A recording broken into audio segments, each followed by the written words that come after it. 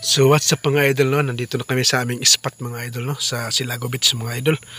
So siyempre kasama natin si Palito mga idol. Isa sa mga team natin na comedy skits mga idol.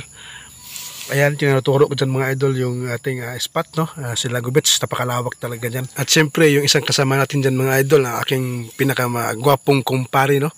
Na pinakababaero na kumpare at pinakamatso. Ayan, si Judy Cruzada alias Casper. At sa punto yan mga idol, no, ayan, nahirapan na nga silang dalawa magtuhay o magbadbad yan sa lambat mga idol dahil pinayo-ayo ng pagtali ng may-ari mga idol. At speaking of inayo-ayo mga idol, yan yung inayo-ayo mo na nga yung jowa mo pero iniwan ka pa rin niya.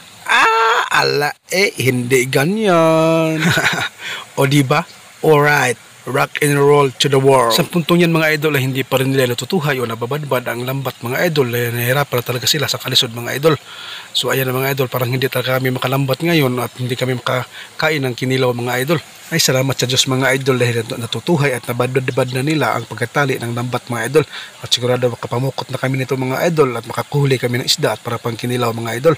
At speaking of kinilaw mga idol, napakasarap naman talaga pag may bahaw mga idol o kamuting kahoy mga idol. Siguradong mabubungkag naman talaga pag may kinilaw mga idol. Alright, rock and roll to the world. At syempre mga idol, hindi na tayo malangan-langan pa. Sisimulan natin ang paglalambat mga idol. Ito yung unang latag namin mga idol dito sa gilid ng mga bato lang mga idol. Hindi namin isagad sa mga bato mga idol, baka sasabit yung ating lambat na magigisi at masisirain mga idol. Alright, rock and roll to the world. At siyempre, speaking of masira mga idol, baka mayari tayo sa may-ari ng mga idol kasi hiniram lang natin yan mga idol sa kakilala natin. Baka mabubutas yan, magigisi yan mga idol at mayayari talaga tayo. Kaya alagaan natin yung mga idol. Baka sabihin na may-ari na abusado tayo pag pisahulin natin na puro gisi-gisi na mga idol, no? Speaking of gisi-gisi mga idol ay baka pagbayaran tayo na may-ari dahil gisi-gisi na yung lambat niya. Napakamahal naman talaga yung lambat namin dito mga idol pag binibili. Kaya iingatan talaga natin mga idol para papahiramin pa tayo sa susunod mga idol. At siyempre yan mga idol, sa oras na yan mga idol ay alala na ako dyan mga idol, no? Kasi medyo maalon mga idol kasi nga gawa nung kagabi at kahapon ay napakalakas ng ulan mga idol. So ayan, medyo maano pa yung dagat mga idol, oh. Hindi pa talaga malinaw, medyo malabo pa mga idol.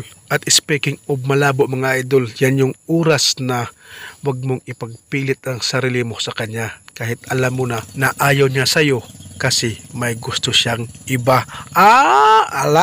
Hindi ganyan. Kaya kayo, huwag nyo talagang ipilit ang sarili nyo kahit alam nyong malabo na. Diba?